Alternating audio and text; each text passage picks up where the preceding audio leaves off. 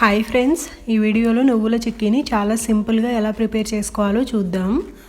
ముందుగా ఒక చిన్న కడాయి పెట్టుకొని ఇందులో ఒక గ్లాస్ నువ్వులు వేసుకోవాలి. ఈ నువ్వుల్ని చెక్ చేసుకొని వేసుకోండి. ఇందులో చిన్న చిన్న రాళ్ళు ఇసుకలాగా ఉంటుంది. తర్వాత వీటిని లో హీట్లోనే ఉంచుకొని లైట్గా కలర్ చేంజ్ అయ్యేంత వరకు రోస్ట్ చేసుకోవాలి. నువ్వులు మంచిగా వేగితే నోట్లో వేసుకోగానే కరకరలాడుతూ కమ్మగా ఉంటాయి. అలాగే ఇవి చిటపట్లాడడం స్టార్ట్ అవ్వగానే పక్కన ప్లేట్లోకి తీసుకొని చల్లార్చుకోవాలి పూర్తిగా. తర్వాత సేమ్ కడాయిలో 3/4 కప్పు బెల్లం వేసుకోవాలి. 1 కప్పు నువ్వులకి 3/4 కప్పు బెల్లం వేసుకుంటే సరిపోతుంది.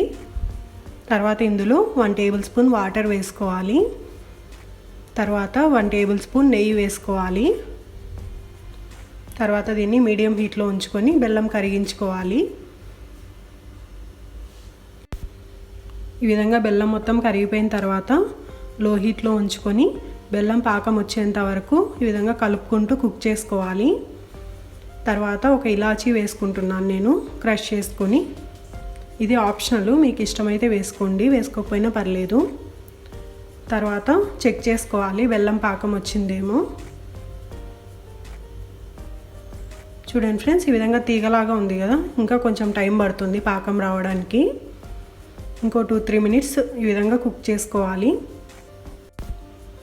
మరో 2-3 మినిట్స్ తర్వాత మళ్ళీ ఒకసారి చెక్ చేసుకోవాలి పాకము. చూడండి ఫ్రెండ్స్, ఈ విధంగా పాకం తీగలాగా రాకుండా అంతా ఒక దగ్గరకు వస్తే పాకం కరెక్ట్గా ఉన్నట్లు. తర్వాత ఇందులో నువ్వులు వేసుకోవాలి. స్టవ్ ఆఫ్ చేసుకోండి. తర్వాత దీన్ని బాగా మిక్స్ చేసుకోవాలి. ఈ విధంగా బెల్లం నువ్వులు బాగా కలిసేటట్టు మిక్స్ చేసుకోండి. ఈ విధంగా స్వీట్లు పిల్లలకి చేసి పెడితే హెల్త్కి కూడా చాలా మంచిది. బెల్లంలో బాగా ఐరన్ ఉంటుంది, అలాగే నువ్వుల్లో కూడా చాలా హెల్త్ బెనిఫిట్స్ ఉన్నాయి.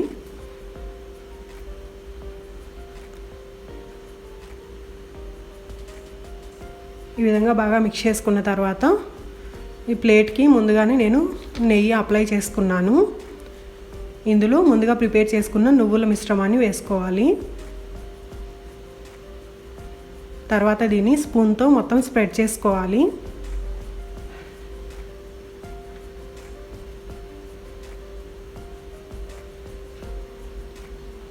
దీన్ని తొందరగా స్ప్రెడ్ చేసుకోవాలి, లేకపోతే మళ్ళీ గట్టి పడుతుంది. మీరు ఇలా ప్లేట్ కాకపోయినా కూడా బటర్ పేపర్ అయినా యూజ్ చేసుకొని దానిపైన వేసుకోవచ్చు. ఈ విధంగా మొత్తం సమానంగా స్ప్రెడ్ చేసుకోవాలి.